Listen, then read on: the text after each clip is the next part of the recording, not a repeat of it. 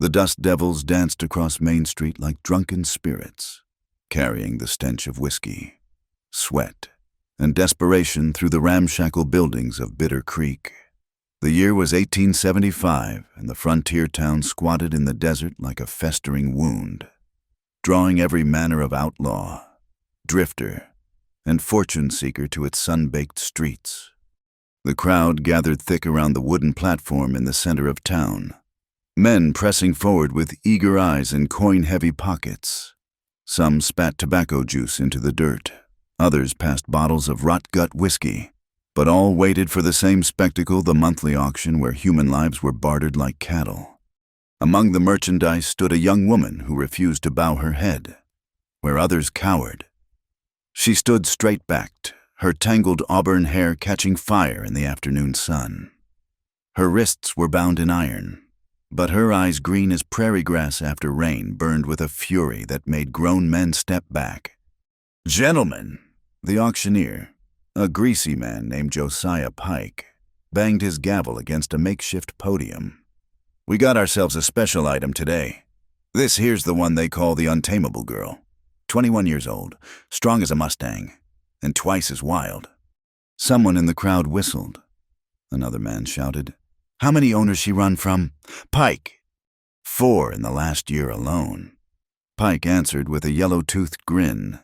Each one swore they'd break her spirit, and each one came crying back, demanding their money returned. But as you know, all sales are final in Bitter Creek. The girl, her given name was Margaret O'Sullivan, though few bothered to use it, lifted her chin higher. A purple bruise bloomed across her left cheekbone, testament to her latest escape attempt. She'd made it 40 miles into the desert before the bounty hunters caught up. The memory of freedom still tasted sweet on her cracked lips. "She's got skills, boys," Pike continued, warming to his pitch. "Can ride anything with 4 legs, shoots straighter than most men, and knows every waterhole between here and the Rio Grande. Just needs a firm hand to guide her." "Guide her to hell," someone shouted, earning raucous laughter. Margaret's jaw clenched. These men saw her as property, something to be owned and used. They didn't know about the ranch she'd grown up on before raiders burned it to the ground, or how she'd watched her father die defending their land. They didn't know she'd sworn on his grave that she'd never kneel to any man. "Let's start the bidding at $50, Pike announced. 20 came the first offer. "At 20. For this prime specimen, you insult me. Sir, do I hear 30? The bidding climbed slowly, 30, 40, 45.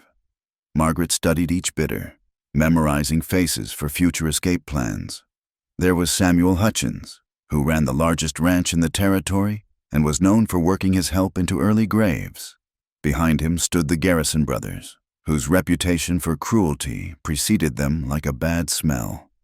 $55, Hutchins called out, hooking his thumbs in his vest. 60, countered Jake Garrison, elbowing his way forward. That's when Margaret noticed him, a figure standing apart from the crowd, still as stone while others jostled and shouted. He wore clothes that marked him as Apache soft deerskin shirt, dark pants, and moccasins that made no sound. His black hair fell past his shoulders, held back by a simple leather cord, but it was his eyes that held her attention, dark as midnight and holding depth she couldn't fathom. The Apache warrior watched the proceedings with an expression of controlled disgust. The white men called him Stonewolf in their tongue, though his true name was Naichi, meaning mischievous one, a name that no longer fit the man he'd become. At 32, he'd seen too much death, too much loss. His people had been pushed from their lands, his family scattered to the winds. Now he moved between two worlds, belonging fully to neither. $70. Hutchins was getting angry now, his face reddening. 75, Jake Garrison shot back. The crowd grew excited. It was rare to see bidding climb this high for a troublesome worker. Margaret kept her eyes on the Apache warrior, wondering why he was here. His kind rarely came to town except to trade, and they certainly didn't attend these auctions. $80, and that's my final offer." Hutchins declared. 85, Jake said with a sneer. "I got plans for this one." Margaret's stomach turned. She'd heard whispers about the Garrison brothers' plans for the women they bought. Death would be preferable. 90, came a new voice, deep and steady.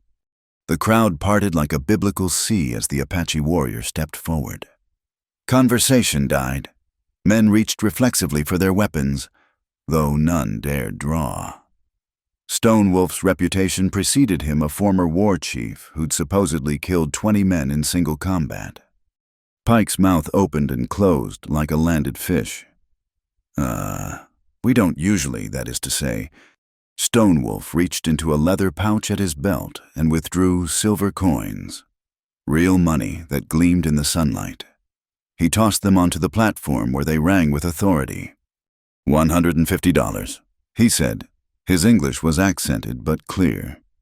The silence stretched taut as a bowstring. Margaret found herself holding her breath. The Garrison brothers exchanged dark looks but said nothing. Hutchins spat into the dirt and turned away. No one would bid against Stonewolf, not for fear of the price, but for fear of the man himself. Pike's greed overcame his prejudice. "Sold to the, Apache gentleman." Stonewolf climbed the platform with fluid grace.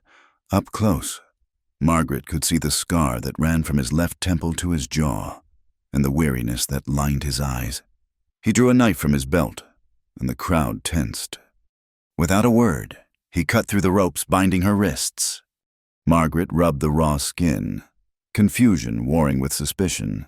"What's your game, Apache?" He studied her for a long moment before answering. "No game. You come with me now." "Like hell I will." His expression didn't change. "You prefer them." He nodded toward the Garrison brothers, who watched with hungry eyes. Margaret's hands curled into fists. Between the Apache and the Garrisons, the choice was clear, even if she didn't understand his motives. "Fine, but I'm warning you, I'll run first chance I get." "Yes," he said simply. "I know." He turned and walked toward the edge of town, not looking back to see if she followed. Margaret hesitated. She could run now, try to lose herself in the crowd, but the iron shackles were gone.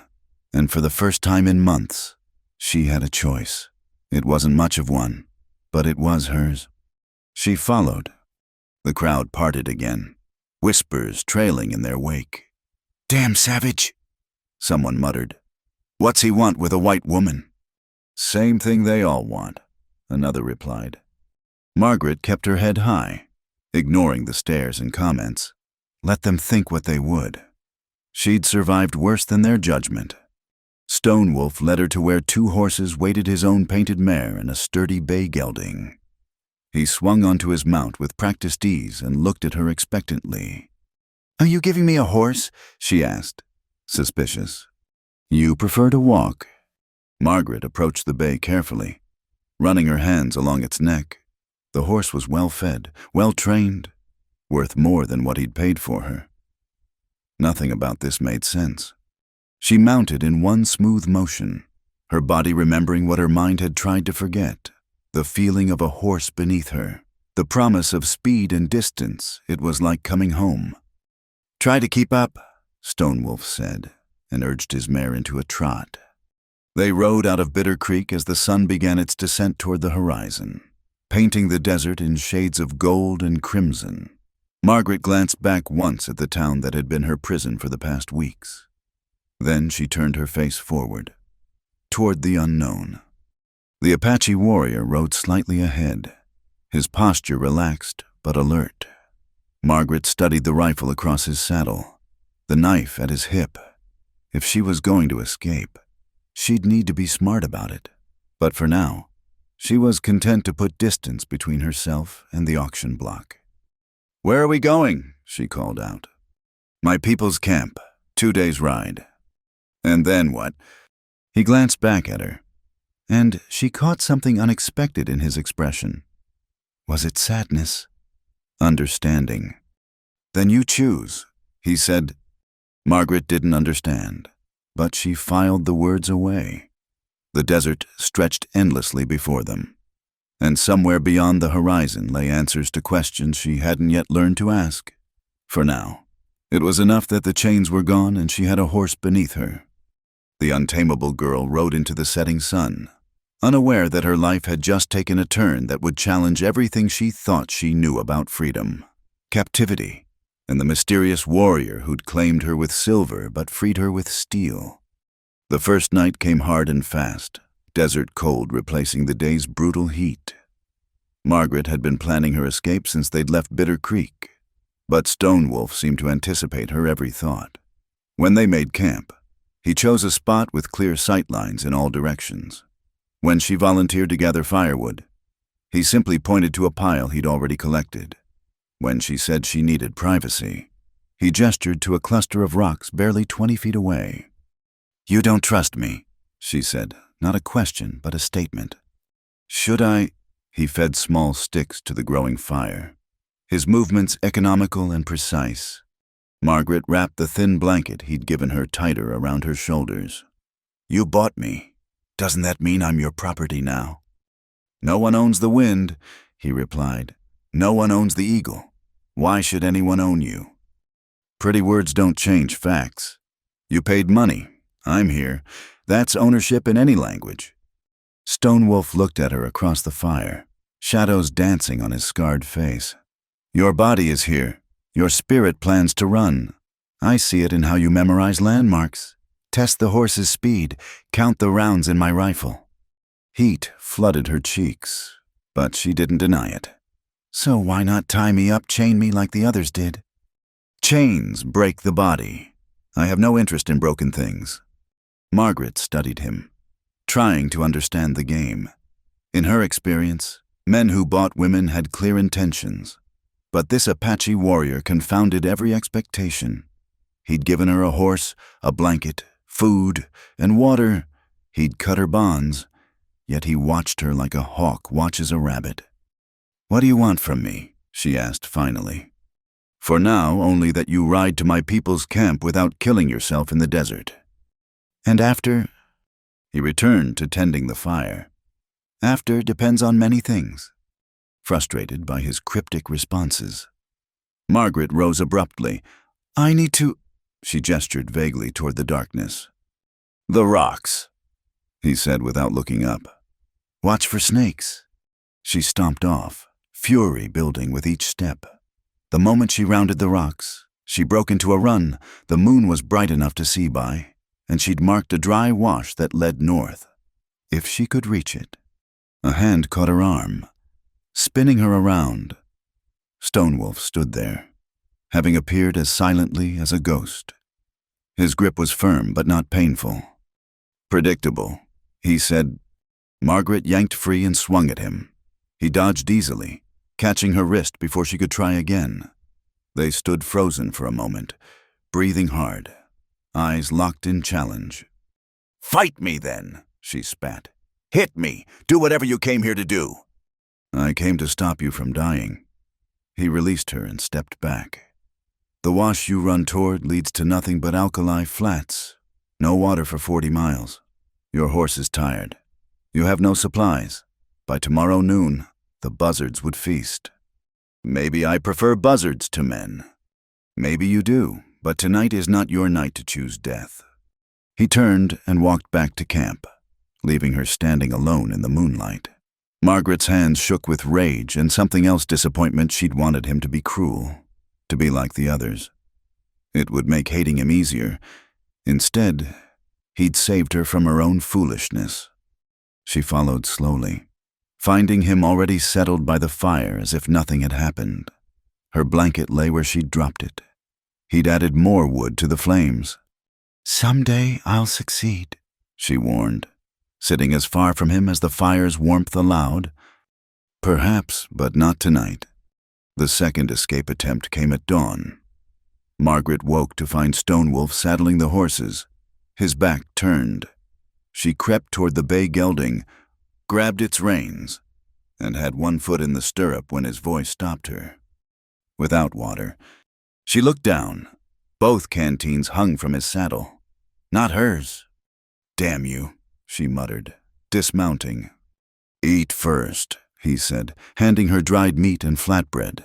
"Then we ride." The day passed in tense silence.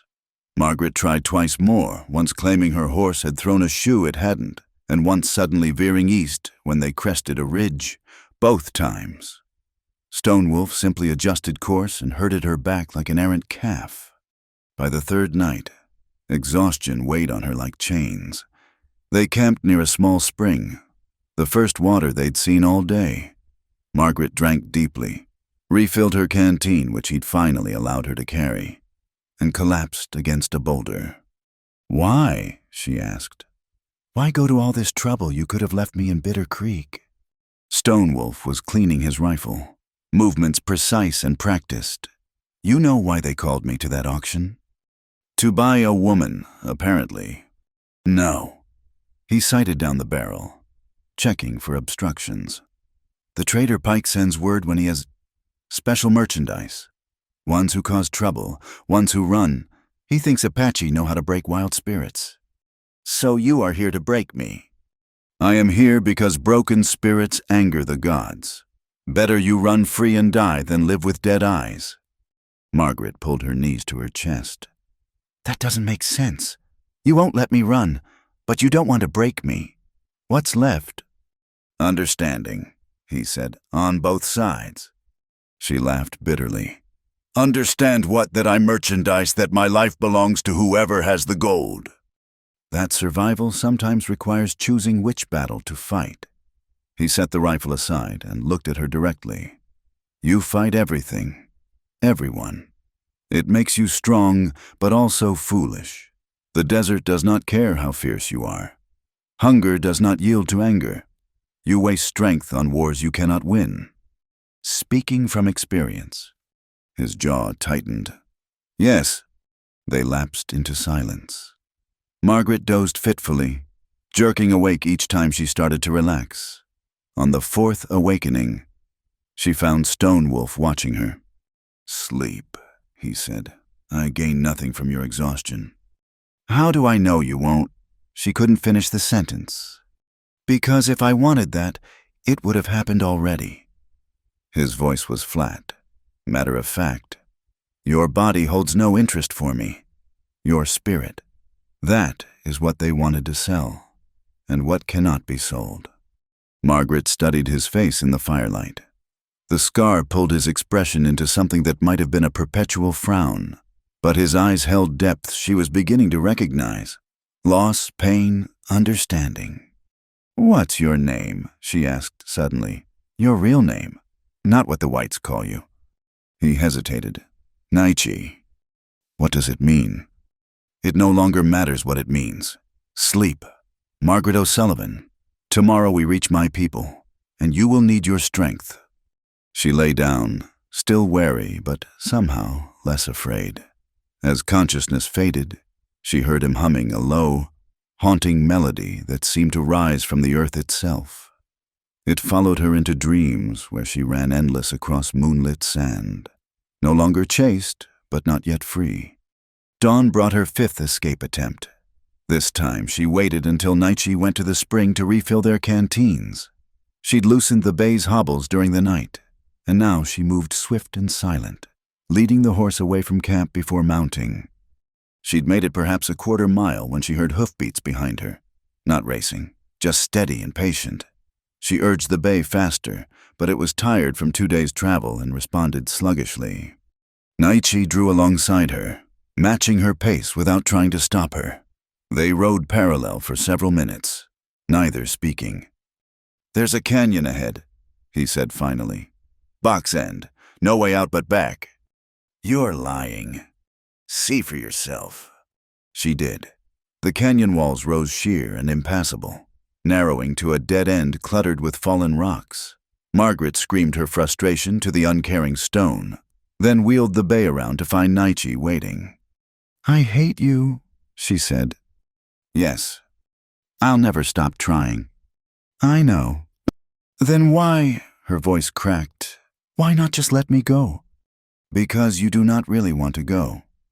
He gestured at the vast emptiness around them. "You want to run. There is a difference. Don't pretend to know what I want. Then tell me, where would you go? What would you do? You have no family, no home, no friends who would shelter you. The law says you belong to me now. Towns will return you or worse. So where do you run to? Margaret O'Sullivan. The truth of it hit her like a physical blow. She'd been so focused on escape she'd never thought about destination. For over a year, her life had been chains and flight, capture and resistance. Without that cycle, who was she? I don't know, she whispered. Then come with me, willing or unwilling. My people will not chain you. You will work, yes, but so does everyone. You will eat what we eat, sleep where we sleep, and maybe, in time, you will remember who you are when not running. Margaret looked at him, really looked for the first time. He sat his horse easily despite the long days, patient as stone. The rising sun caught the threads of silver in his black hair, the deep lines carved by weather and hardship. He was younger than she'd first thought, but aged by experiences she could only guess at. They'll call me your woman, she said, your property. Let them call. Names have only the power we give them. And you, what will you call me? By your name, when you remember it truly. Until then, Wild One will do. Despite everything, Margaret found herself almost smiling. Better than Untamable girl, I suppose. Much better. Now come, my people wait, and my sister grows worried when I am gone too long. You have a sister. 3, also 2 brothers, many cousins, and a grandmother who will scold me for bringing home another mouth to feed. She will also make you work harder than any white man ever did. Trying to scare me off. Trying to prepare you. The Apache way is not easy, especially for an outsider. But chains. He shook his head. Chains are the white man's way, not ours. Margaret took a deep breath, tasting dust and sage and possibility. The wild girl in her still wanted to run, might always want to run, but the woman she was becoming recognized truth when she heard it. She had nowhere to go, no one to run to. Maybe it was time to stop running from and see what lay ahead. All right, she said. I'll come, but I make no promises about staying. I ask for none. Only that you give my people the same chance you gave your horse time to prove we mean no harm. They rode out of the box canyon side by side. No longer captor and captive, but something more complex. 2 damaged souls navigating an uncertain alliance in a land that cared nothing for the rules of civilization. The camp lay just hours ahead, and with it, answers to questions Margaret hadn't yet learned to ask. Behind them, their tracks wound through the dust like a story written in an ancient tongue, telling of chains broken and paths chosen, of wild spirits refusing to yield even when the cage doors stood open. The desert watched and waited, patient as always, knowing that some freedoms must be earned in increments, one sunrise at a time. The desert turned cruel on the 4th day. What had been merely hot became a furnace, the air shimmering with heat waves that made the distant mountains dance like mirages. Margaret's lips cracked despite the precious water Naichi rationed between them. Her skin, already sun-weathered from months of hard living, began to burn anew. How much further? She asked, her voice hoarse. By sunset, Naichi replied, though she noticed how he kept glancing at the sky with concern. The bay gelding stumbled, nearly sending Margaret sprawling. She patted its neck, feeling the animal's exhaustion matching her own. They'd been pushing hard since dawn, and she was beginning to understand why. The very air felt hostile, sucking moisture from every living thing. Storm coming, Naichi said, pointing to the southern horizon where dark clouds massed like an advancing army. Rain would be welcome. Not this rain. Desert storms kill more than drought. He urged his mare to a faster pace. We must reach shelter. But the storm moved faster than tired horses could run. It hit them with the fury of an angry god, not rain, but sand and wind that screamed across the flatlands. Margaret pulled her blanket over her head. But the sand found every gap, scouring exposed skin raw. The bay gelding panicked, rearing and fighting her control. Through the howling wind, she heard Naichi shouting but couldn't make out words. The world became a brown-gray hell of stinging sand and confusion. Then her horse went down. Margaret hit the ground hard, rolling instinctively away from the thrashing hooves. She tried to stand, but the wind knocked her flat. Sand filled her mouth, nose, eyes. She couldn't breathe, couldn't see, couldn't think beyond the immediate need for air. Strong arms lifted her, half carrying, half dragging her to the shelter of a rock outcropping. Naichi pressed her against the stone, using his own body to shield her from the worst of the storm. She buried her face against his chest, not caring about propriety or pride, caring only for the pocket of breathable air he created. The storm raged for what felt like hours, but was probably less than one. When it finally passed, they remained pressed against the rocks, coughing sand from their lungs. Margaret became aware of how tightly she clung to him, how his arms encircled her with protective strength. She pulled back, embarrassed. "The horses." "Gone," he said, spitting sand. The storm took them. The loss hit her like a physical blow. That bay gelding had meant freedom, mobility, hope. Now they were on foot in the desert with limited water and no shelter. "We'll die out here," she said, not accusation, but simple fact. "No." Naichi rose, scanning the horizon. "My people know I come.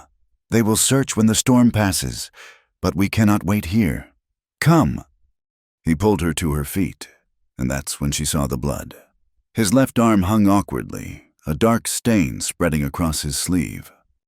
"You're hurt." The mare kicked when she fell. "It is nothing." But Margaret could see how he cradled the arm, how his jaw clenched against pain. "Let me look." "We must move. The heat." "Will kill us just as dead if you pass out from blood loss." She tore a strip from her skirt, ignoring his protests. "Hold still." The gash ran deep from elbow to wrist. Margaret cleaned it as best she could with their precious water, then bound it tight. Naichi endured her ministrations in stoic silence, but she saw how he paled beneath his sun-darkened skin. "Thank you," he said when she finished. "You shielded me from the storm, where even Apache do not keep such accounts." "Well, I'm not Apache." "No," he agreed, almost smiling. "You are not."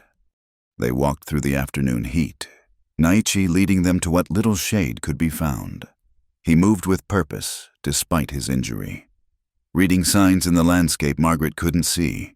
Twice he found water barely more than muddy seeps, but liquid nonetheless. By evening, Margaret's feet were raw in her worn boots, and dark spots danced at the edges of her vision. She'd stopped sweating hours ago, a dangerous sign she recognized from hard experience. When her knees buckled, Naichi caught her before she hit the ground. "Cannot stop," he said, but his own voice was strained. "Just a little further." "Leave me." The words came out cracked and broken. "Save yourself." "No." "I'm not your responsibility. You bought me. But that doesn't mean you have to die for—" "Quiet." He lifted her despite his injured arm, carrying her like a child. "Save your strength for living." Margaret wanted to protest, but darkness rushed in from all sides. Her last coherent thought was surprise at the gentleness of his hold, the steady beat of his heart against her cheek. She woke to coolness and the sound of voices speaking Apache.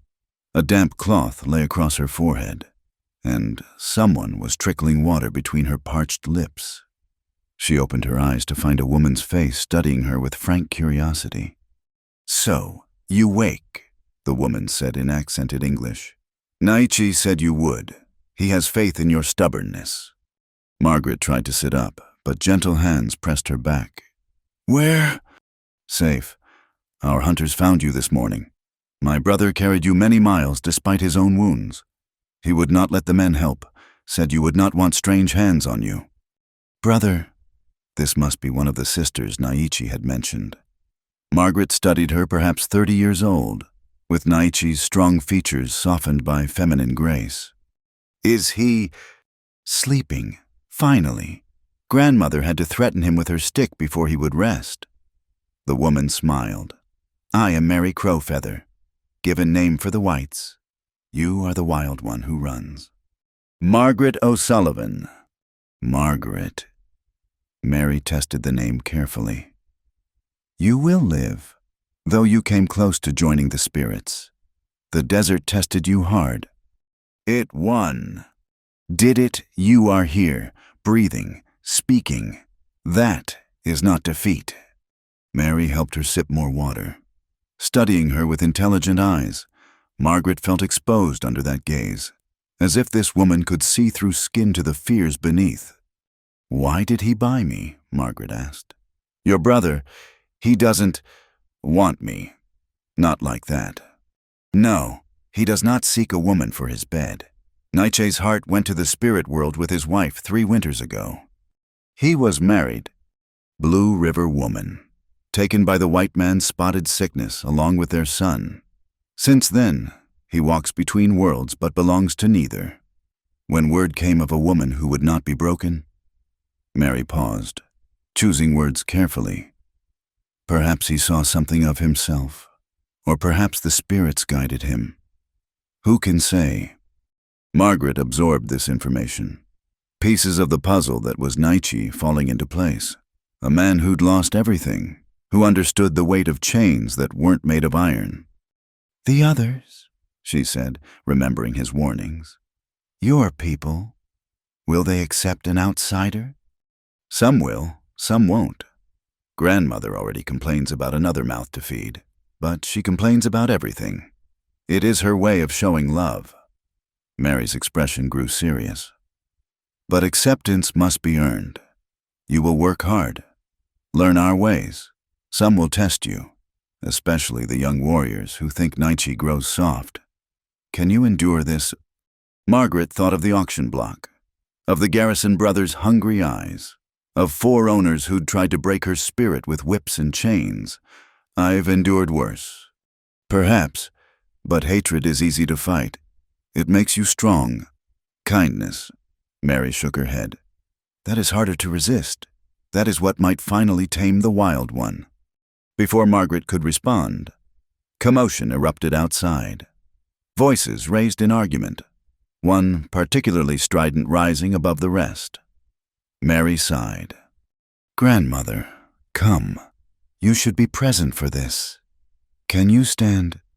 Margaret's legs shook but held. Mary draped a blanket around her shoulders and led her from the dwelling, a dome of bent saplings covered with hides and brush. The camp spread before them, perhaps 50 such structures arranged along a seasonal creek. Mountains rose in the distance, purple-gray in the dying light. A crowd had gathered around a central fire where an elderly woman stood toe-to-toe with Naichi, gesturing emphatically. Despite her bent back and gray hair, she radiated authority. Foolish boy, spending good silver on a white woman when we need supplies for winter. It is my silver to spend, grandmother, Naichi replied patiently. Your silver, you hunt for the people, fight for the people. Your silver is the people's silver. Then the people should trust my judgment. The old woman spotted Margaret and pointed a gnarled finger. You wild one, come here. Margaret approached slowly, aware of all eyes upon her. The grandmother circled her like a buyer inspecting a horse, tutting disapproval. Skinny, sunsick, probably can't cook. Can you tan hides? I can learn. Pa, learning takes time. Eating starts immediately. She poked Margaret's arm. No muscle. Can you gather wood, carry water? Yes. We'll see. Can you shoot? Better than most men. That earned a cackle. Big words. We'll test that too. The grandmother stepped back, hands on hips. You run from Naichi many times. 5, almost 6. Why stop? Margaret met the old woman's fierce gaze. Because I had nowhere to run to. Because the desert nearly killed me. Because your grandson. She paused, choosing honesty over pride.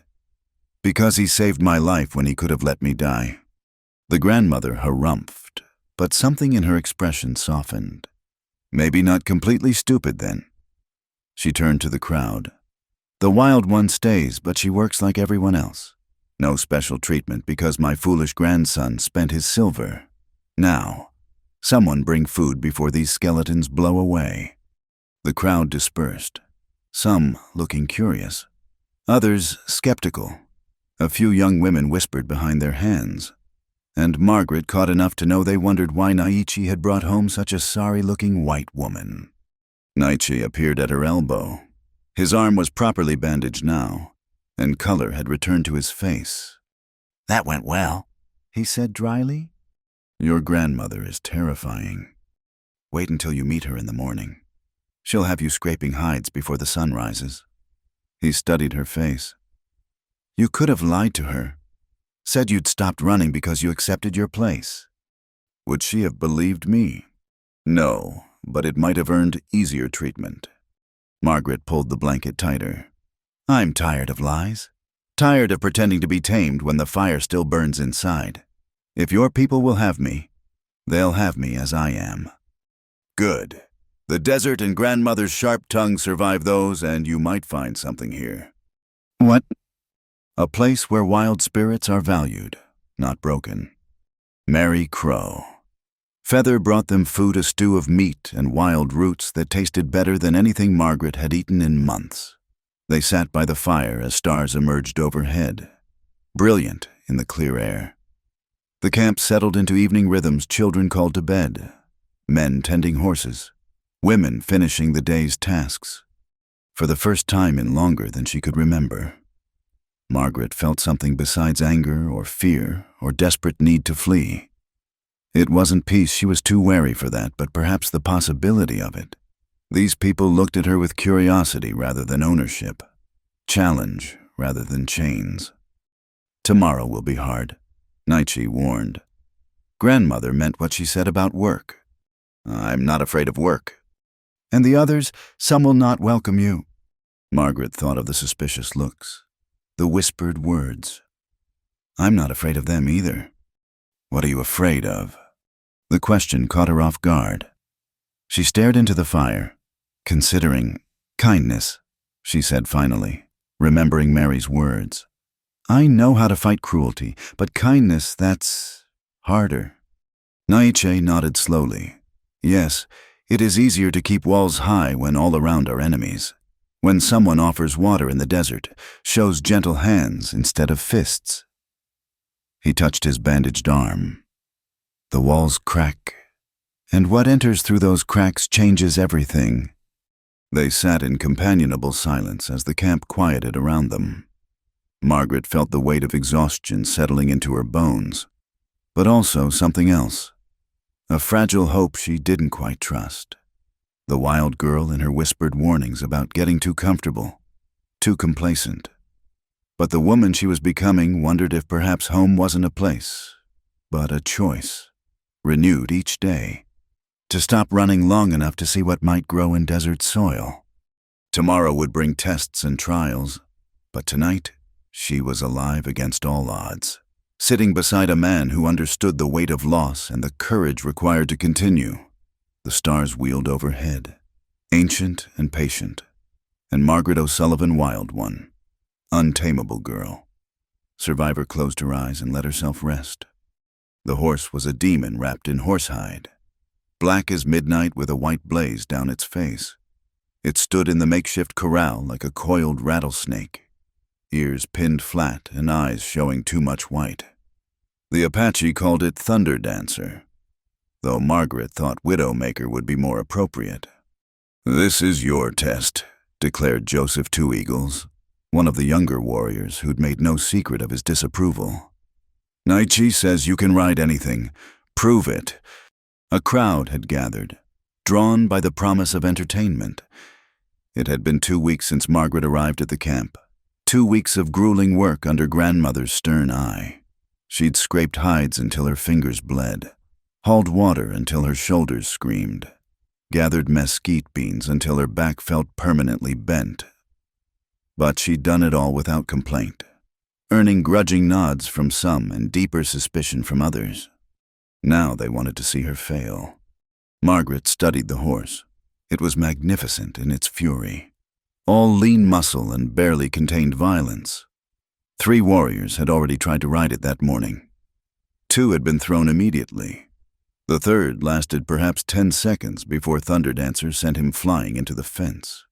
"Afraid, white woman," Joseph taunted. "Cautious," Margaret replied, not taking her eyes off the horse. "There's a difference." She'd learned much about Apache ways in her short time here.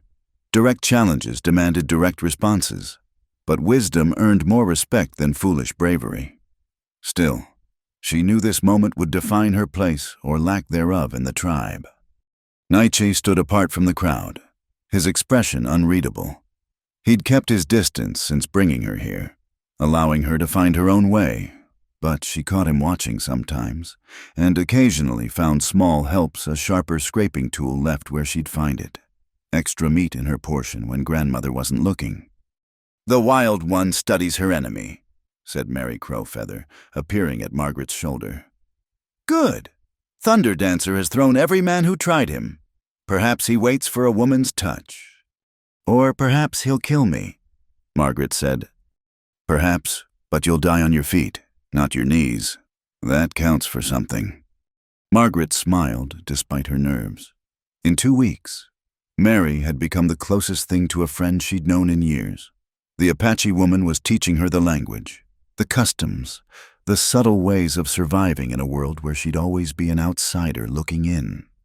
Taking a deep breath, Margaret entered the corral. Thunderdancer's head shot up, nostrils flaring. She didn't approach directly, but began walking a slow circle around the enclosure, keeping her movements calm and steady. "What's she doing?" someone muttered. "Wasting time," Joseph answered. But grandmother, watching from her favorite spot under a ramada, cackled, "The girl has sense. You boys rush everything. Watch and learn."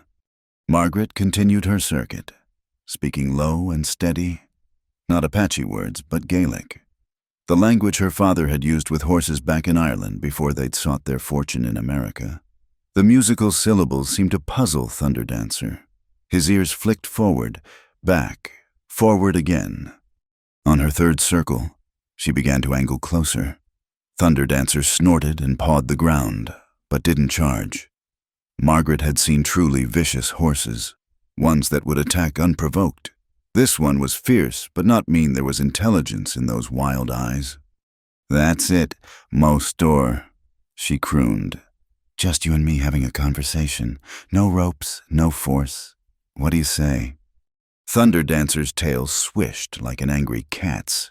Margaret stopped just outside his strike range, then did something that made the crowd gasp. She turned her back on him and stood perfectly still. 1 heartbeat, 2, 3. She heard him shift, probably debating whether to attack this foolish human who dared show such vulnerability. But horses were curious creatures, and this one had likely never seen such behavior from a would-be rider. A warm breath touched her neck, then another. Thunderdancer was smelling her, trying to understand this strange creature who didn't smell of fear or aggression. Moving slowly, Margaret turned to face him. They stood nose to nose for a long moment, breathing the same air. Then, before he could decide to bite or strike, she stepped to his side and in one fluid motion born of years of practice vaulted onto his bare back. Thunderdancer exploded. The world became a whirlwind of sky and earth, punctuated by bone-jarring impacts. Margaret wrapped her legs tight and buried her hands in the thick mane, riding by instinct and balance rather than strength. The horse bucked, spun, reared, tried every trick in his considerable arsenal. But Margaret had been riding since before she could properly walk. She'd broken her first horse at 12, had raced across Irish moors and American prairies alike. More than that, she understood what it meant to be wild, to have people try to break your spirit. She didn't fight Thunderdancer, she moved with him, becoming part of his fury rather than its target. The battle lasted forever and no time at all. Gradually, Thunder Dancer's movements became less violent, though no less energetic. He began to run instead of buck, racing around the corral with Margaret low over his neck. She actually laughed for the first time since before her family died. When they finally stopped, both horse and rider were breathing hard and soaked with sweat. Thunder Dancer stood trembling but calm, occasionally tossing his head as if to say he'd chosen to stop, not surrendered. The crowd was silent. Then Grandmother's cackle broke the spell. "The wild one rides the thunder. Maybe my grandson isn't such a fool after all." Margaret slid from Thunder Dancer's back on shaking legs. The horse turned to look at her, and she could have sworn there was approval in his dark eyes. She stroked his neck, murmuring thanks in Gaelic. "Impressive," Joseph Two Eagles admitted grudgingly. "But one ride doesn't make you Apache." "No," Margaret agreed. "But it makes me a rider. That's enough for today." Naichi approached as the crowd dispersed. "You took a risk turning your back on him." "Calculated risk. He's not a killer, just untrusting, like someone else I know." She met his eyes meaningfully. "Trust must be earned." "Yes, by both horses and people." She hesitated, then added, "Thank you for the scraping stone, and the extra food." "I don't know what you mean." But she caught the slight smile before he turned away. "Thunder Dancer is yours now. If you want him, you've earned each other." "Mine." The concept of owning anything still felt foreign after so long as property herself. "To ride, to care for. Apache women own their horses absolutely. No man can take or trade them without permission." Margaret felt her throat tighten. A horse meant freedom, mobility, independence. But more than that, it meant trust the tribe trusting her with one of their valuable animals. "I'll care for him well," she managed. "I know." That evening, the atmosphere in camp was different. Women who'd barely acknowledged her now nodded greeting. Children who'd scurried away began to linger, curious about the white woman who rode like Apache. Even some of the warriors showed grudging respect. But it was during the evening meal that the real change showed. Grandmother herself ladled Margaret's stew, adding extra meat with a wink. "You eat too little. No wonder you're skinny as a rabbit. Eat tomorrow, we start teaching you to shoot Apache style. Your white man's way wastes bullets." "You're going to teach me?" "Ha, these old bones, no. Naichi will teach. He's the best shot in camp, though he's too modest to say." Grandmother's eyes twinkled with mischief. "Unless you object to spending time with my grandson." Margaret felt heat rise in her cheeks. "I know, I don't object." "Good. Maybe teaching will remind him he's still a man, not a ghost walking." After the meal, Margaret went to check on Thunder Dancer. She found him in the far corner of the corral, watching her approach with wary interest. This time, she'd brought a peace offering wild apples she'd gathered that morning. "We're quite a pair," she told him, offering the fruit on her flat palm. "Both too wild for our own good. Both trusting no one. But maybe we can trust each other." Thunder Dancer lipped the apples delicately from her hand, then allowed her to stroke his neck, standing there in the gathering dusk. Margaret felt something inside her begin to uncurl. Not healing that would take far longer, but perhaps the possibility of it. "He let you ride him because you didn't try to master him." She turned to find Naichi leaning against the fence. "Is that why you bought me? Because you knew I couldn't be mastered?" "I bought you to free you. What you do with that freedom is your choice." "And if I choose to leave?" "Then you leave. Though I hope you'll wait until after the shooting lessons. Grandmother will beat me with her stick if I don't follow through." Margaret laughed, surprising herself again. "Can't have that. Your reputation would never recover." They stood in comfortable silence, watching Thunder Dancer nose around his domain. The camp settled into evening routines, fires banked, children called to bed, soft voices carrying on the cool air. It was so different from the harsh world of the auction block and cruel masters. Yet Margaret found herself still waiting for the trap, The moment when kindness would turn to cruelty. "You're thinking too loud," Nietzsche observed, "just wondering when I'll stop expecting the worst." "When you're ready. Healing can't be rushed, only encouraged." He paused, then added quietly, "It took me 2 years to stop reaching for someone who wasn't there. Another year to remember how to smile. Grief and fear leave deep tracks in the soul." "Does it get easier?" "Different.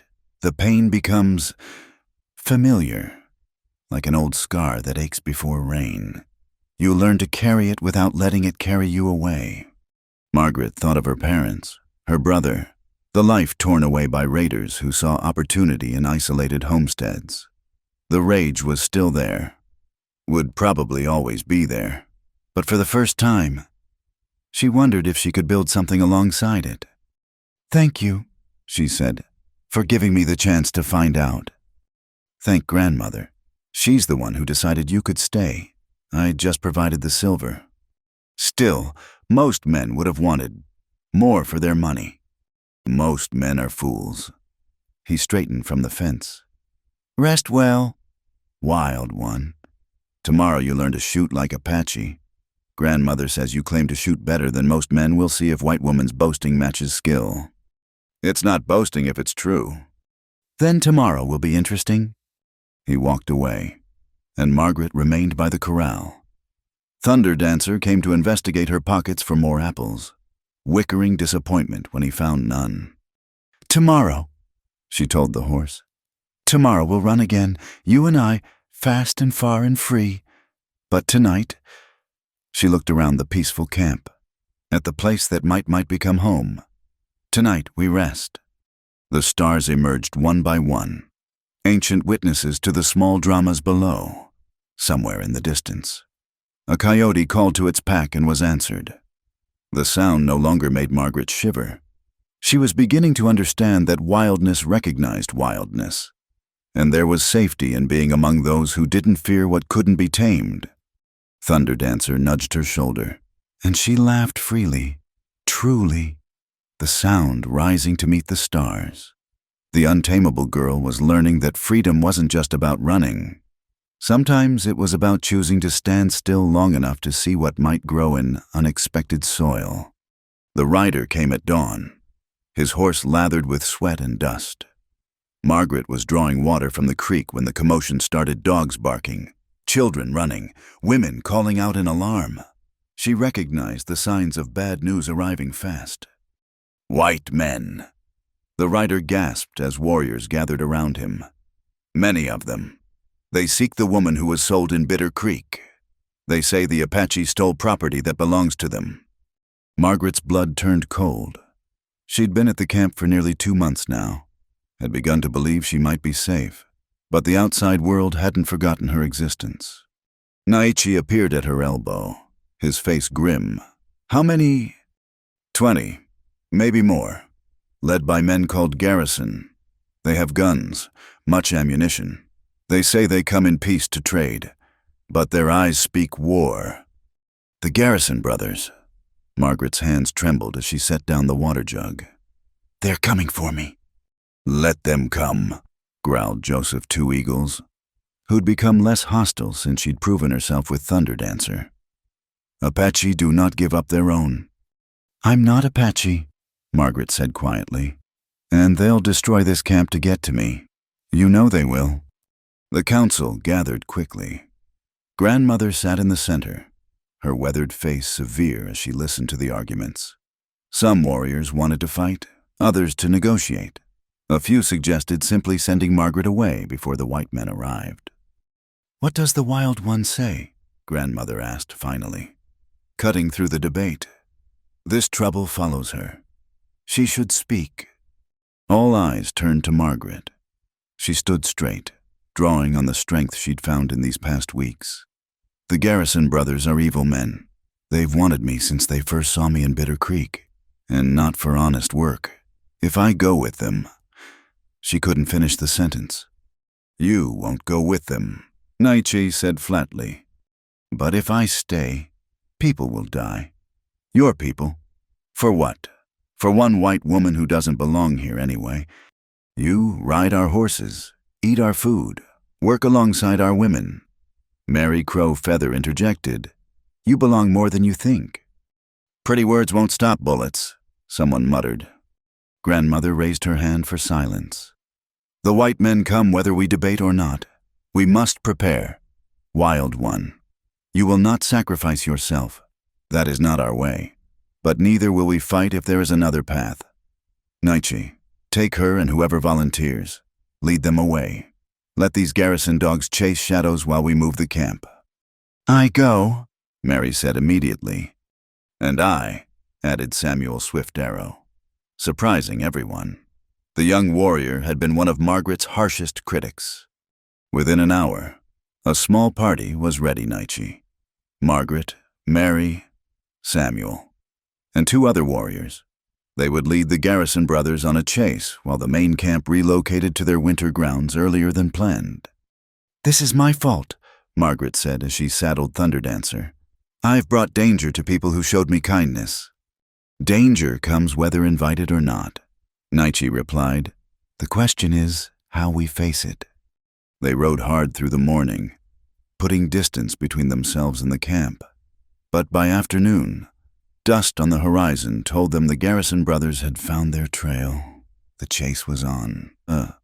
For 3 days they played cat and mouse across the desert. The Apache knew the land intimately, every hidden spring, every box canyon, every secret path through seemingly impassable terrain. But the Garrison gang was persistent, driven by wounded pride and darker hungers. On the 4th dawn, everything went wrong. They'd sheltered for the night in a narrow canyon, posting guards in rotation. Margaret woke to Thunderdancer's nervous whicker and Samuel's sharp warning whistle. The Garrison brothers had found them, were already moving to block the canyon's only exit. "Mount up," Naichi ordered. But it was too late. Gunfire erupted, echoing off the canyon walls. The Apache returned fire, but they were outnumbered 4 to 1. Margaret found herself pressed against a boulder, clutching the rifle Mary had shoved into her hands. Well, Jake Garrison's voice boomed across the chaos. "The little wildcat thinks she's turned Indian. Don't worry, girl. We'll fix that right quick." "Go to hell," Margaret shouted back, squeezing off a shot that sent him diving for cover. "Such language. Your new friend's been teaching you bad habits. No matter. We'll teach you better manners once we get you home where you belong." "I belong to no one. Bill of sale says different. Sweetheart, that Apache might have paid Pike, but Pike owed us money. Way we figure it, your payment on his debt, legal and proper." Margaret knew it was a lie, but out here, might made right more than any paper. She looked around desperately. Mary was bleeding from a graze on her arm. Samuel held his side, his face gray with pain. They couldn't hold out much longer. That's when she saw Naichi moving, silent as smoke despite the flying bullets. He was working his way around to flank the attackers, but he'd never make it in time. The Garrison gang was closing in. Margaret made her decision. "Stop!" She stood up, hands raised. "Stop shooting, I'll come with you." "No," Mary grabbed for her, but Margaret stepped into the open. "You want me, not them. Let them go, and I'll come quietly." Jake Garrison emerged from cover, grinning like a wolf. "Now that's more like it. See, boys, I told you she just needed the right motivation." "Your word," Margaret said, fighting to keep her voice steady. "Swear on whatever you hold sacred that you'll let them leave unharmed." Sure. I swear on my sainted mother's grave." Jake's grin widened. "Course, she ain't dead yet, but the thought counts." "Right." His men laughed. Margaret took another step forward, very aware of Naichi watching from his concealed position. She tried to tell him with her eyes to stay hidden, to protect the others. "That's it. Come on over here like a good girl." Jake coaxed. "We've got such plans for you. Gonna teach you proper respect for your betters." Margaret was halfway across the open ground when Thunderdancer screamed a wild, challenging sound that froze everyone in place. The horse came thundering down from the rocks above. riderless and furious, heading straight for the clustered white men. In the confusion that followed men diving aside, guns firing wildly, Margaret heard Naichi's war cry. He came from the flank as she'd known he would, but now he had the advantage of chaos. His rifle spoke once, twice, and 2 of the garrison men fell. The battle turned into a melee. Margaret snatched up a fallen pistol, standing back to back with Mary as they fired at anything that moved wrong. Samuel, despite his wound, proved why Apache warriors were feared across the territory. Even outnumbered, they fought with desperate efficiency. But it was Thunderdancer who turned the tide. The horse was a demon incarnate, striking out with hooves and teeth, scattering the attackers' mounts and adding to the pandemonium. In the dust and confusion, the garrison gang's numerical advantage meant nothing. "Fall back!" Jake screamed. "Damn it, fall back!" They retreated in disorder, dragging their wounded. Jake turned for one last look at Margaret, his face twisted with rage. "This ain't over, girl, you hear me? This ain't over." Then they were gone, dust clouds marking their retreat.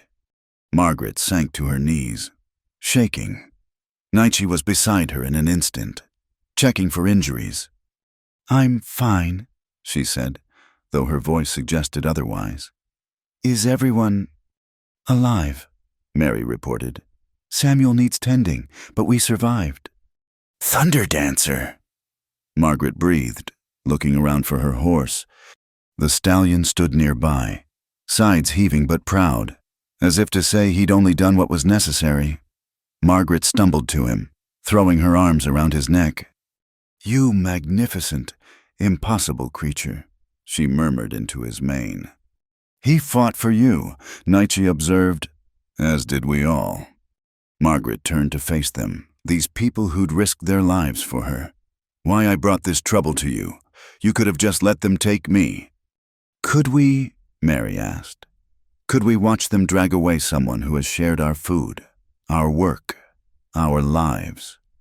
That is not the Apache way, or the human way," Samuel added, wincing as he pressed a hand to his wounded side. "Though next time, Wild One, perhaps we fight on better ground." Despite everything, Margaret found herself laughing sharp and slightly hysterical, but genuine. "Next time, let's hope there isn't one." "There will be," Naichi said quietly. "Men like the Garrison brothers don't give up easily. They'll lick their wounds and come again, with more men." "Then we'll be ready," Mary said firmly. "The camp is safe by now. We can rejoin them, prepare properly." They tended wounds and gathered scattered supplies. As they prepared to ride out, Margaret caught Naichi's arm. "What you did flanking them like that, it was dangerous. You could have been killed." "Yes. Why risk it? You are not just anything." His voice was fierce, unusual for his typically controlled demeanor. "You are Margaret O'Sullivan, Wild One, rider of Thunderdancer. You are under my protection and that of my people. We do not abandon our own." "But I'm not. Aren't you?" He gestured at the blood-stained ground where they'd fought. "You stood with us, fought with us, were willing to sacrifice yourself for us. If that doesn't make you one of us, what does?" Margaret had no answer. The walls she'd built so carefully, the distance she'd maintained even while living among the Apache, suddenly seemed foolish. These people had bled for her, just as she'd been willing to bleed for them. "I don't know how to belong somewhere," she admitted quietly. "I've been running so long, fighting so long, I don't know how to stop." "Then don't stop, but run with us instead of from us. Fight beside us instead of alone." He paused, then added more gently, "Even wild things need a pack. Margaret." They rejoined the others, mounting up for the journey to the new camp. As they rode out, Margaret looked back at the battle site, blood on sand, spent shells glittering in the morning sun, evidence of a line crossed. The Garrison brothers would come again, that was certain, But they'd find more than one wild woman to contend with. They'd find a united people who understood that some things were worth fighting for. "You're thinking too loud again," Mary called out, riding beside her. "Just realizing something," Margaret replied. "What's that?" "That maybe being claimed isn't about ownership. Maybe it's about choosing to be found." Mary smiled. "Now you begin to understand. Come, wild one, let's go home." Home? The word sat strangely on Margaret's tongue. But as Thunder Dancer stretched into a ground-eating lope and her companions, her family, rode beside her, it began to feel like possibility rather than prison. The Garrison brothers had come to reclaim property. Instead, they'd helped forge something stronger, a bond written in gunpowder and courage, sealed with blood willingly shed. Margaret O'Sullivan, the untamable girl, was learning that the fiercest freedoms were those defended together. The sun climbed higher, and they rode toward their people, ready for whatever came next. The red dawn came with dust and death. Margaret woke to the sound of the war drum, a deep, thrumming heartbeat that sent ice through her veins. She'd heard it only once before, when raiders had threatened the camp's horse herd. But this was different. This was the drum that called warriors to their last battle. "They come!" Mary Crow Feather said from the dwelling's entrance, her face grave. Many more than before, the garrison dogs brought an army. Through the smoke hole above, Margaret could see the sky painted crimson, whether from sunrise or dust clouds. She couldn't tell. The camp was already in motion. Women gathering children, elders preparing sacred items, warriors painting their faces with earth and ash. Margaret found Naichi at the camp's edge, studying the approaching dust through a brass telescope. His face was stone, but she'd learned to read the tension in his shoulders, the set of his jaw. "How many?" she asked. 40, maybe 50, armed well." He lowered the telescope. "And they bring chains." The words hit her like a physical blow. Chains, always chains, following her like a curse she couldn't break. "I should go to them," she said. "End this before—" "No." "Naichi, your people will die for me. Children will lose fathers. Women will keen for husbands. How can I allow that?" He turned to her then, and she saw something in his eyes that made her breath catch. "You think we fight only for you? Look closer. Margaret, see who rides with the Garrison brothers." She took the telescope with trembling hands, focused on the approaching mass. Her stomach dropped. Among the riders were uniforms, army uniforms, and at the front, beside Jake Garrison, rode a man she recognized, Colonel William Thornberry, Indian fighter and land speculator. "They don't just want me," she breathed. "No, you are the excuse. This land sits on the route they want for their railroad. We've refused to sell, refused to move. Now they come with guns and a story rescuing a white woman from savage captors." Naichi's voice was bitter. "Your president will give them medals for the slaughter." Margaret felt the ground shift beneath her feet.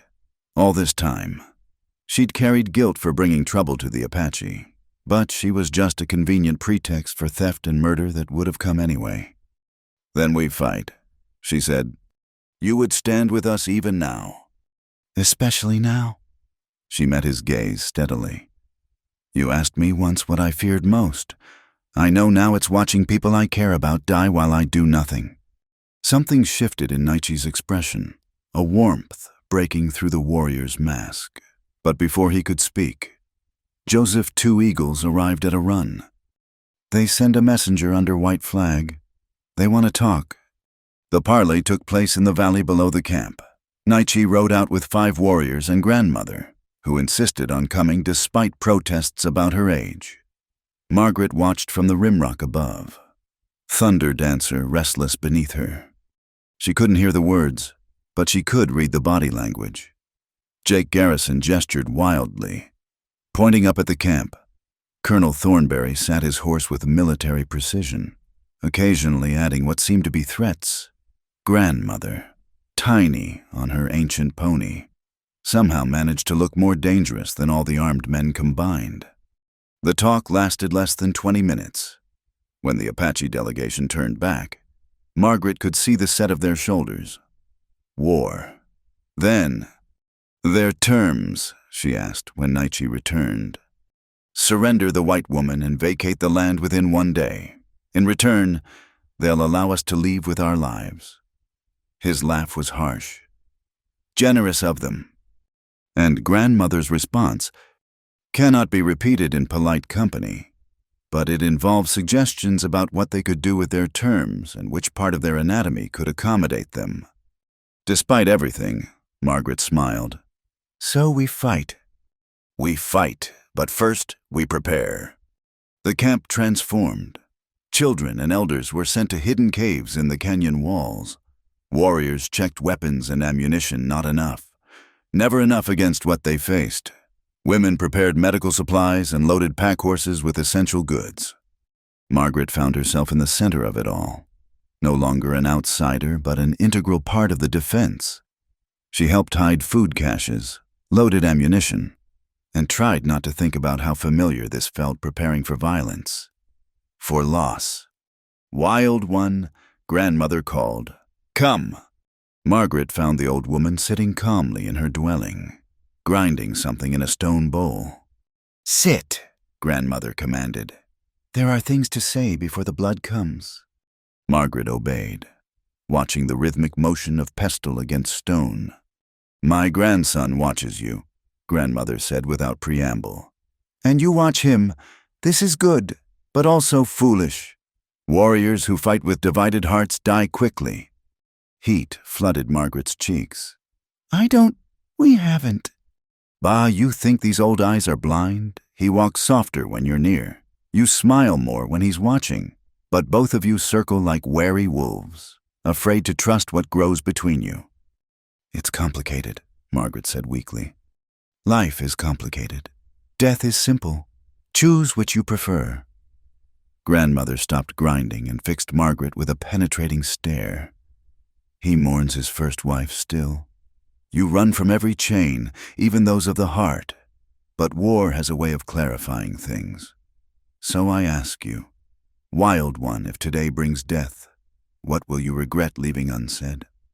The question hung between them, heavy as the coming storm. I should go, Margaret said.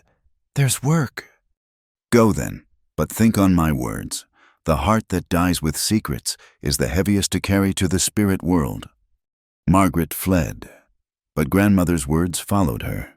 As she helped with final preparations, she found herself watching Naichi the way he moved with deadly grace, the careful way he checked each warrior's weapons, the gentle hand he laid on frightened horses.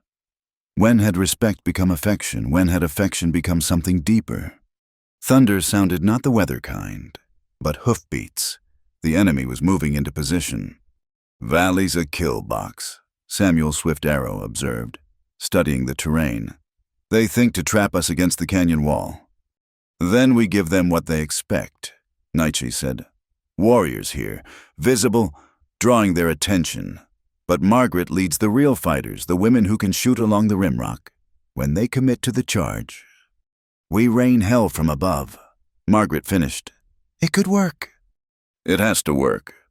They clasped hands briefly, warrior to warrior, then separated to take positions.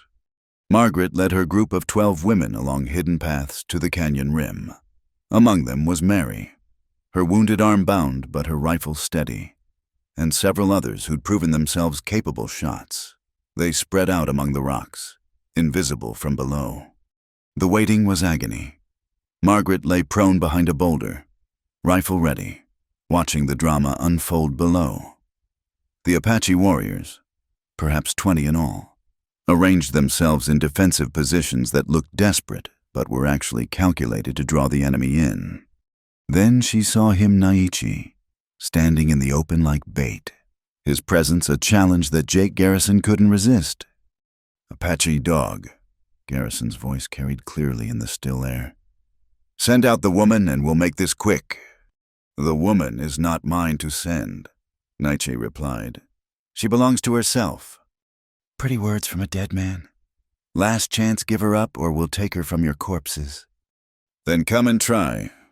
The charge, when it came, was everything they'd expected, a thundering mass of horses and men, firing wildly, certain of their numerical superiority. They swept into the valley like a flash flood, focused entirely on the visible Apache warriors. "Wait!" Margaret whispered to her hidden shooters. "Wait!" The attackers committed fully, pouring into the trap. That's when Margaret saw something that made her blood freeze. More riders, held in reserve, circling to flank the Apache positions. The trap was itself trapped. "Now!" she shouted. 12 rifles spoke as one from the rimrock. Men toppled from saddles, horses screamed and scattered. The women reloaded with practiced efficiency, firing again into the chaos below. But Margaret's attention was on the flanking force. "Mary, keep them firing here." She grabbed Thunderdancer's reins. "I have to warn Naichi." She rode like death itself along the rim, seeking a path down that wouldn't break both their necks. Thunderdancer, magnificent as always, found foothold where none seemed to exist. They slid and scrambled down the treacherous slope, rocks cascading around them. Margaret hit the valley floor at full gallop, riding straight into the melee. A garrison man loomed in her path. She shot him from the saddle without slowing. Another grabbed for her reins. Thunderdancer's hooves settled that dispute. Naiche. She found him locked in hand-to-hand combat with Jake Garrison himself. Flankers coming from the east. He threw Garrison aside and spun to meet this new threat. But it was already too late. The flanking force was upon them. That's when the world exploded into violence beyond anything Margaret had experienced. This wasn't the clinical brutality of slave auctions or the calculated cruelty of her former captors. This was war in all its chaotic horror, dust and blood. Screaming horses and dying men, the acrid smell of gunpowder thick as fog. Margaret fought from horseback, shooting until her rifle ran empty, then using it as a club. When that broke, she drew the knife Mary had given her, slashing at any enemy who came close. Thunderdancer fought as viciously as she did, a whirlwind of hooves and teeth. Through the chaos, she glimpsed moments frozen in time. Joseph Two Eagles standing over a wounded comrade, fighting off 3 attackers. Mary and the women still firing from above, their shots deadly accurate. Grandmother, dear God, why was she here swinging her walking stick like a war club, her ancient pony carrying her through the battle with surprising agility? And Naichi, always Naichi, seeming to be everywhere at once, rifle in one hand, knife in the other, fighting with a controlled fury that was terrible to behold. But they were losing. The numbers were simply too great, the flanking movement too well executed. The Apache were being driven back, compressed into an ever smaller space. That's when Margaret saw Jake Garrison again. He'd acquired a rifle and was drawing a bead on Naichi, who was turned away, defending Samuel's wounded form. Time slowed. Margaret saw the rifle rise, saw Garrison's finger tighten on the trigger. She was too far away, her own weapon spent, but Thunderdancer understood what she needed. The stallion surged forward, eating ground in great bounds. Margaret left the saddle in a flying tackle that sent both her and Garrison tumbling across the blood-soaked earth. They rolled, fighting for control of the rifle. Garrison was stronger, but Margaret was desperate. She got her teeth into his wrist, biting down until she tasted copper, and he screamed, releasing the weapon. They separated, both scrambling for weapons among the fallen. Garrison came up with a pistol just as Margaret found a knife. He smiled, ugly and triumphant. End of the line. Wildcat. Should have come quiet when you had the chance. The shot was impossibly loud. Margaret waited for the pain, the darkness. Instead, Jake Garrison looked down at the spreading red stain on his chest. Confusion replacing triumph. He toppled forward, revealing Naichi behind him, smoking rifle in hand. Margaret Naichi pulled her to her feet. "Are you?" "Fine. I'm fine." She wasn't. Not really. Blood ran from a dozen cuts, and her left arm hung useless. but she was alive. The battle. A bugle call cut through the chaos. Clear, military, signaling retreat. Colonel Thornberry, seeing the Garrison brothers fall and the fierce resistance, had decided the price was too high. The attackers began pulling back, gathering their wounded, leaving their dead. "Let them go," Nietzsche ordered as some warriors prepared to pursue. "We've bled enough today." The silence that followed was deafening. Margaret stood in the settling dust, looking around at the carnage. Bodies everywhere, enemy and Apache alike. The cost of freedom written in blood on desert sand. "We held," Joseph Two Eagles said, disbelief in his voice. "We actually held." But at what price? Margaret moved among the wounded, helping where she could. Too many familiar faces bore injuries. Some would never rise again. The women came down from the rimrock, their ammunition spent but their courage proven beyond doubt. Margaret found herself face to face with Colonel Thornberry, who'd returned under a flag of truce to collect his dead. "This isn't over," he said coldly. "You've won today, but the territory won't tolerate Apache harboring fugitives." "Then the territory can go to hell," Margaret replied, her voice steady despite her exhaustion. "And you can lead the way." His face flushed, but he said no more, turning his horse and leading the remnants of his force away. As the sun set on the blood-stained valley, Margaret stood watching the retreating dust cloud. They'd won, but she knew Thornberry was right. This wasn't over. There would be consequences, reprisals. The price of her freedom kept climbing, paid in other people's blood. "You fought well," Nietzsche said, appearing at her side. "Like a true warrior." "I fought like someone with everything to lose." She turned to him, remembering grandmother's words. "Nietzsche, Later," he said gently, touching her face where a cut bled freely. "First, we tend our wounded, we honor our dead. Then we talk of things that should not remain unsaid." Margaret nodded, leaning into his touch for just a moment. Around them, the camp began the grim work of aftermath, treating injuries, gathering the fallen, preparing for whatever came next. They had survived the day, but the real battle was just beginning. The outside world had shown it wouldn't leave them in peace. The question now was whether the bonds forged in blood and fire would be strong enough to face what was coming. As stars began to appear in the darkening sky, Margaret O'Sullivan, Wild One, warrior, woman who belonged, helped carry the wounded home, her heart heavy with loss but fierce with newfound purpose. She'd stopped running at last, had chosen her ground and her people. Now she would help them defend both against whatever storms approached. The aftermath of battle hung over the camp like smoke that wouldn't clear. 3 days had passed since the fight in the valley.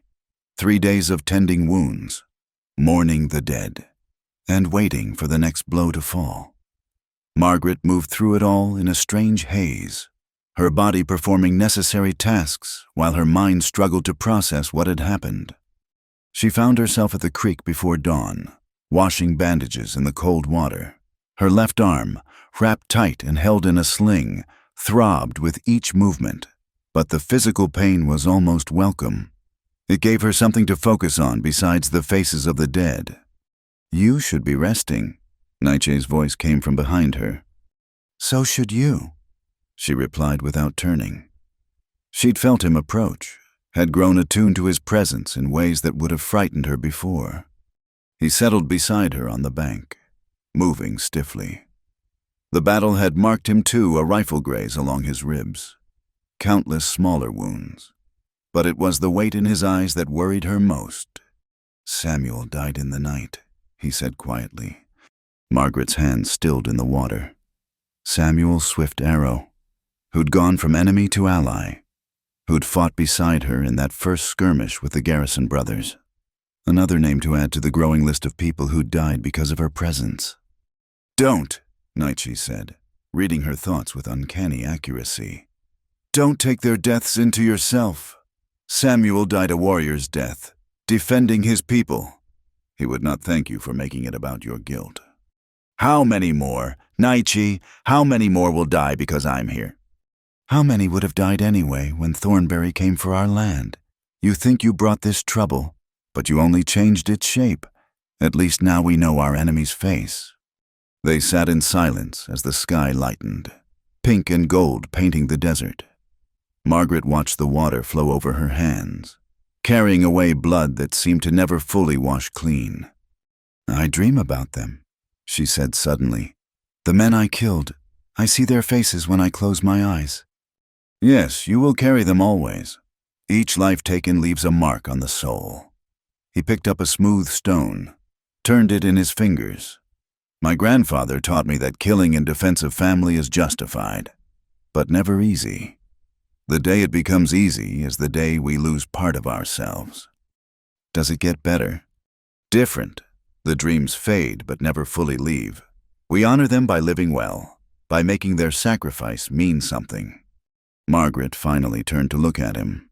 In the soft morning light, she could see past the warrior to the man beneath, tired, hurting, carrying losses that went back years before she'd arrived. "Grandmother was right," she said softly, "about things left unsaid." "Margaret." "No, let me speak, please." She took a breath, gathering courage she'd never needed for physical battles. "All my life, men have looked at me and seen something to own, to break, to use. I built walls so high I forgot there might be another way. Then you." She struggled for words. "You bought me to free me. You gave me choices when everyone else took them away. You saw me as a person, not property." "You were never property," Nietzsche said fiercely. "Never!" "I know that now. But I didn't then. I was so busy running from chains that I couldn't see." She stopped, frustrated by the inadequacy of words. "When Jake Garrison pointed that rifle at you, when I thought you might die, everything became clear. I've been running from the wrong things." Nietzsche set down the stone, his hand finding hers in the space between them. "After Blue River Woman died, I thought my heart had become stone. I did what was necessary for my people, but felt nothing. Then a wild-haired white woman stood on an auction block, refusing to bow, and something in me recognized a kindred spirit. Is that why you bought me? Because I reminded you of your own loss?" "No, I bought you because I saw strength that deserved freedom. I kept you—" He paused, choosing words carefully. "I kept finding reasons to keep you close because you made me remember how to feel. Your laughter, rare as it was, your fierce protection of your independence, even your stubbornness." A small smile touched his lips. "Especially your stubbornness." Margaret laughed, surprising herself. "Grandmother says I'm stubborn as a mule." "Grandmother is wise, but so are mules, in their way." They sat quietly, hands linked, watching the sun rise fully. The camp was stirring now, voices calling, dogs barking, the normal sounds of life continuing despite everything. "What happens now?" Margaret asked. Now we prepare. Thornberry will return, with more men, better armed. The territorial government will support him. A white woman held by Apache makes for compelling propaganda." "Then I should leave, draw them away." Nietzsche's hand tightened on hers. "No. Running time is over. We stand together, or not at all." "Your people shouldn't have to die for—" "My people, Margaret. Look around you. These are your people too. You've bled with us, fought with us, mourned with us. Mary calls you sister. Grandmother scolds you like a daughter. Even Joseph Two Eagles admitted yesterday that you shoot better than most warriors. He was delirious from blood loss." "Perhaps, but he still said it." Nietzsche turned her to face him, his free hand touching her cheek gently. "You think you bring us death, but you brought us something else, unity. Apache and white woman standing together, proving the barriers between peoples can be crossed. That's what Thornberry truly fears." Margaret leaned into his touch, allowing herself this moment of vulnerability. "I'm frightened," she admitted, "not of dying, but of losing this, of losing you. Fear is wisdom in the face of danger, but we cannot let it rule us. He drew her closer, resting his forehead against hers in a gesture of intimacy that meant more than any kiss. Whatever comes, we face it together. No more running alone. A sharp whistle interrupted them, the signal for urgent counsel. They rose, hands reluctantly separating, and made their way back to camp. The news was worse than expected. A rider had come from Fort Buchanan with an ultimatum: surrender the white woman and relocate to the reservation, or face the full might of the U.S. Army. They had 1 week to comply. The council erupted in arguments. Some wanted to fight to the last, others to negotiate, still others to scatter into the mountains. Through it all, Margaret noticed, no one suggested simply handing her over. Finally, grandmother's voice cut through the chaos. Enough, we talk in circles while time runs short. Wild one, stand before us. Margaret obeyed, feeling the weight of every eye upon her. You have brought change to our camp, grandmother said. Some say for ill, some for good, but change was coming regardless. The question now is not what has been, but what will be. You have heard the choices. What say you? I say the choice isn't mine alone to make, but I'll tell you this. I'm done running. I'm done letting others dictate my fate. If you'll have me, I'll stand and fight beside you.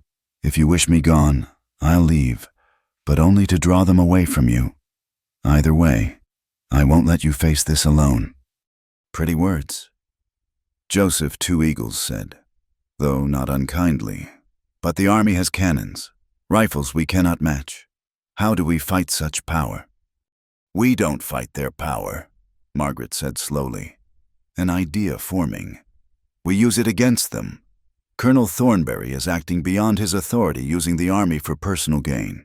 There are laws, procedures. If we could get word to the right people. The white man's law has never favored Apache, someone pointed out. No, but it favors order.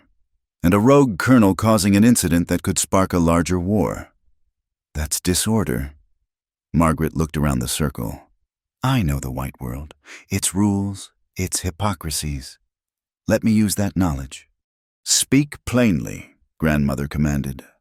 Send riders to every newspaper, every government office within 3 days' ride. Tell them the truth that a white woman chooses to stay with the Apache, that the army attacks peaceful people to steal land for the railroad. Make it public, make it embarrassing. Politicians hate embarrassment more than anything. And if that fails? Nietzsche asked. Then we fight, but at least we'll have tried another way first. The council debated long into the night. In the end, they chose both paths. Riders would carry messages while the camp prepared for war. It was, as grandmother said, the Apache way to hope for peace while sharpening their knives. That night, Margaret found herself unable to sleep. She walked to the edge of camp where Thunder Dancer was picketed, finding comfort in the horse's steady presence. 1 week, she murmured, stroking his neck. 1 week to change the course of things. You should rest. Mary Crow Feather emerged from the darkness. Tomorrow will be long. Can't sleep. Too many thoughts chasing each other. Mary settled beside her, comfortable with shared silence. Finally, she spoke. My brother has smiled more in the past 3 months than in the 3 years before. You did that. Mary. I'm not finished. When Blue River Woman died, we thought we'd lost him too. He breathed, ate, led our people, but the man inside was gone. Then you arrived, all fire and fury and refusal to break. You gave him something to protect besides duty. You gave him a reason to feel again. Margaret felt tears prick her eyes. He saved me too. In every way a person can be saved. Good. Then whatever comes, at least you've had this time. The heart needs such moments to sustain it through darkness. They stood together watching the stars wheel overhead. 2 women who'd become sisters through choice rather than blood. Tomorrow would bring new challenges, new dangers. But tonight, Margaret allowed herself to believe that maybe, just maybe, there was a way through that didn't end in blood. Mary, she said suddenly, if something happens to me, nothing will happen. You're too stubborn to die. But if it does, tell him. Margaret struggled with words that seemed both too much and not enough. Tell him he taught me that freedom isn't just about running. It's about choosing where to stand. Tell him yourself, Mary said firmly. Warriors who go to battle with unfinished business fight poorly. And you, sister, have business to finish. As if summoned by his sister's words, Naichi appeared. Mary discreetly withdrew, leaving them alone under the vast desert sky. The riders leave at dawn. He said, your plan, it might work. Or it might buy us time to prepare for the worst. Always practical. He moved closer, and Margaret felt the familiar skip of her heartbeat. I have something for you. He held out a small leather pouch decorated with beadwork. Inside was an amulet turquoise and silver wrought in the shape of a horse. It was Blue River Woman's, he said quietly. She loved horses, loved their freedom. I think she would want you to have it. Margaret's throat tightened. Naichi, I can't. You can. You must. Tomorrow begins a dangerous path. I need to know you carry protection, even if only symbolic. She took the amulet, feeling the weight of trust it represented. Thank you. I'll treasure it. Margaret. His voice dropped, urgent. If the worst happens, don't. She pressed her fingers to his lips. We've said what needs saying. The rest we'll have time for when this is over. He caught her hand, pressing it to his chest where she could feel his heartbeat. Promise me, whatever happens, promise you won't sacrifice yourself for us. I can't promise that, no more than you could promise not to protect me. Stubborn woman. Stubborn man. They stood close, foreheads touching, breathing the same air. In the distance, a coyote called to its pack, and the sound no longer seemed lonely to Margaret. She'd found her pack, her place, her person. Now she just had to fight to keep them all. 1 week, she whispered. We can change everything in 1 week. Or lose everything. Then we'd better make it count. As dawn approached and the camp prepared for the trials ahead, Margaret O'Sullivan stood with Naichi under the fading stars. No longer the untamable girl who'd stood on an auction block, but a woman who'd chosen her ground and her people. The wild was still in her, would always be in her, but now it had purpose beyond mere survival. The battle for their future was about to begin, and Margaret was ready to fight with everything she had. Not because she had to, but because she chose to.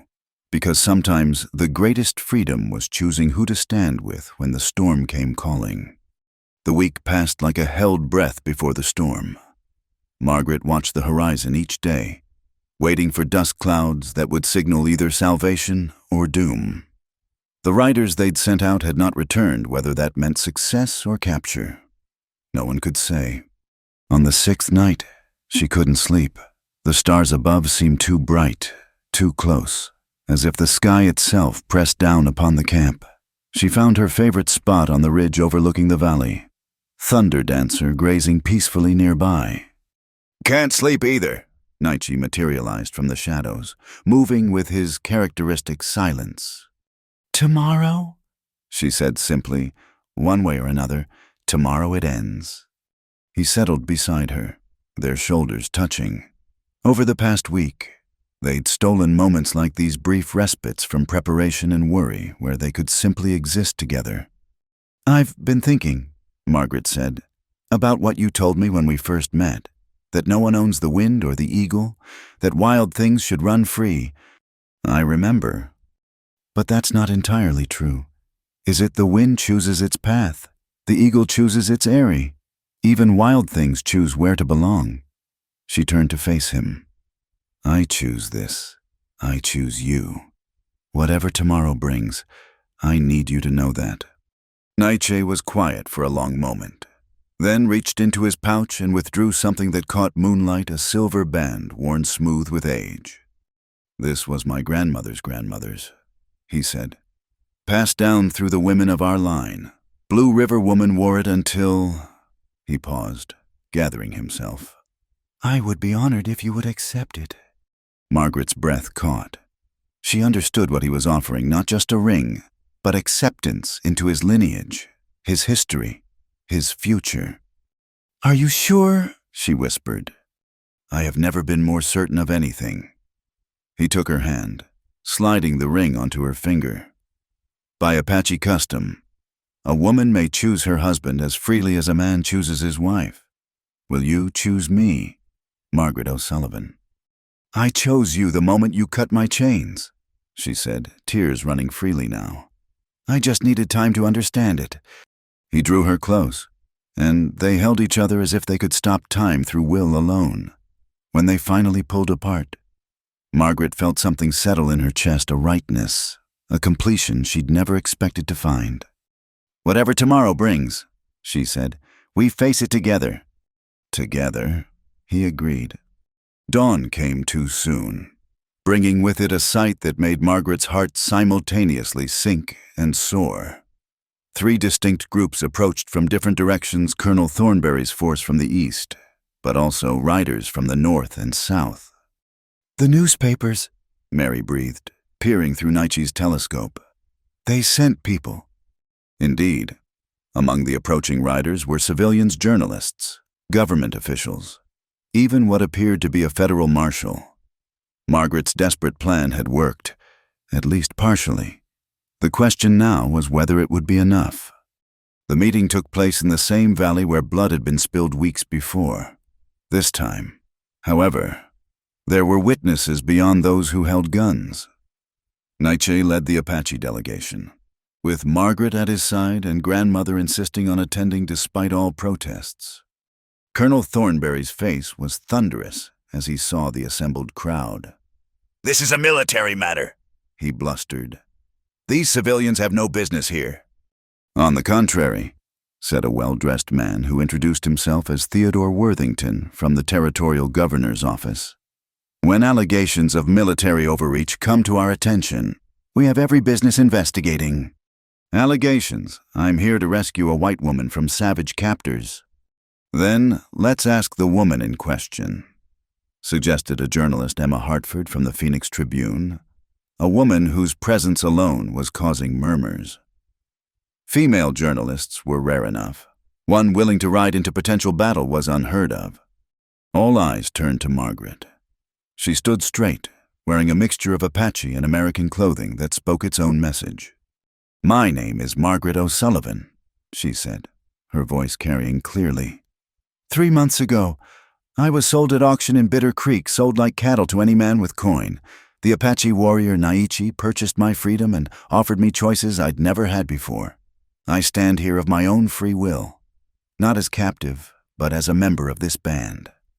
"She's been corrupted," Thornberry sputtered, "obviously coerced." "The only coercion I've experienced," Margaret interrupted, "came from men like the Garrison brothers, who died trying to drag me back to slavery. And from you, Colonel, who attacks peaceful people to steal their land for the railroad." "That's a lie." "Is it?" The federal marshal James McKenna stepped forward. "Because I have here documents suggesting you've been promised significant compensation from the Southwest Railroad Company upon securing this particular stretch of territory." Thornberry's face went from red to white. That's classified information." "Not anymore," McKenna said grimly. "Mr.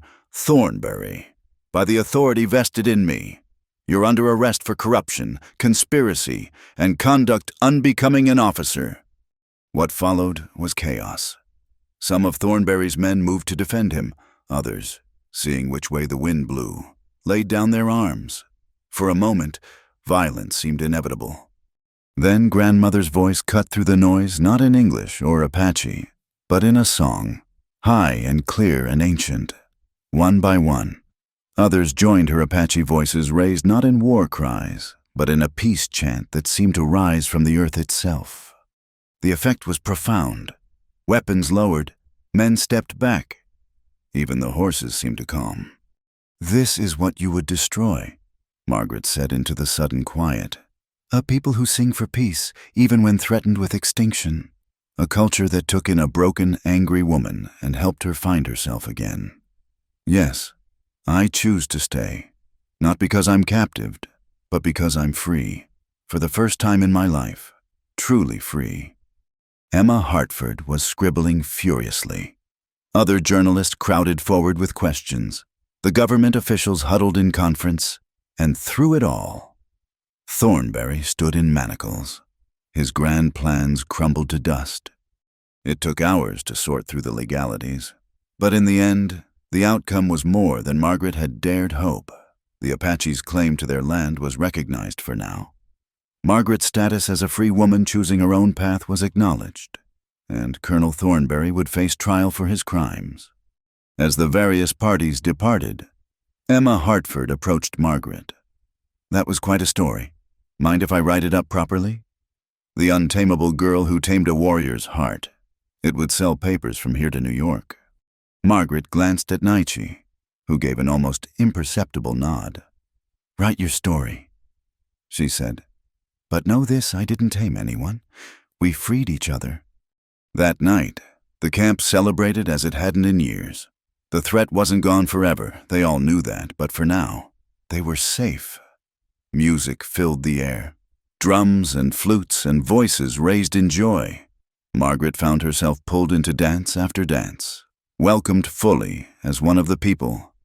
Later, as the celebration continued around them, she and Nietzsche slipped away to their favorite spot overlooking the valley. The stars seemed less oppressive now, more like old friends keeping watch. "Your plan worked," he said, admiration clear in his voice. "Our plan," she corrected. "I couldn't have done any of this alone." They sat in comfortable silence, fingers intertwined, her grandmother's ring catching starlight. Thunder Dancer grazed nearby, occasionally snorting as if to remind them of his presence. "What now?" Nietzsche asked eventually. "The world knows your story. You could go anywhere, do anything." Margaret considered this. It was true the newspaper attention would open doors previously closed to her. She could return to white society, perhaps even reclaim some of what had been stolen from her family. "Now," she said slowly, "I help Mary with the morning water gathering. I listen to grandmother's stories. I learn to tan hides properly. I'm still terrible at it. I ride Thunder Dancer across the desert. And I build a life with a man who saw me not as something to own, but as someone to love." "That sounds like a good life. The best life." She leaned into him, feeling his heartbeat against her cheek.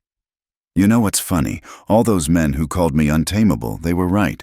I can't be tamed. But I can be loved, and I can love in return.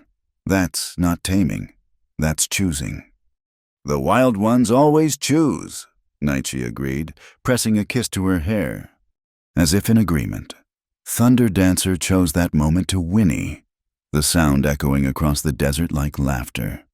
Margaret smiled, thinking of all the miles she'd run, all the chains she'd broken, all the walls she'd built and torn down. She'd started as property, been labeled untamable, been bought and sold and fought over, but in the end, she'd found something no one could buy or sell or take away: a love built on respect, a family built on choice, a freedom that came not from running but from knowing where she belonged. "They called me wild, untamable," she murmured, echoing words she'd said once before. "But maybe I was just waiting for someone who didn't try to cage me. Wild you will always be," Nietzsche replied, completing their private litany. "That is your strength and why you are in my heart." The stars wheeled overhead, eternal and patient. Tomorrow would bring new challenges. The fight for Apache land would continue. The prejudices of two worlds would persist. But tonight, Margaret O'Sullivan and Nietzsche sat together on their ridge, two souls who'd found freedom in each other's eyes.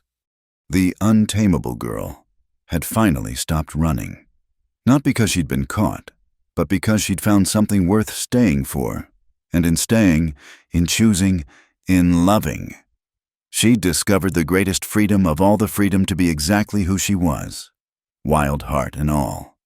Thunder Dancer snorted again, and Margaret laughed. the sound bright and free as birdsong. Somewhere in the camp, grandmother's voice rose in an ancient lullaby. The desert breathed around them, vast and timeless, holding their small human drama with the same patience it showed to wind and stone. And under the infinite sky, two hearts beat as one, untamed, unbroken, and finally, truly free. Thank you so much for listening to this story. I'd love to know where you're enjoying this tale, whether you're listening during your commute, relaxing at home, or perhaps on a late-night drive. Please share your thoughts in the comments below. If you enjoyed The Apache Claimed the Untamable Girl, please subscribe to Wild West Night. Give this video a like, and hit that hype button to help more listeners discover this story. Your support means the world to me. Until next time, keep writing free.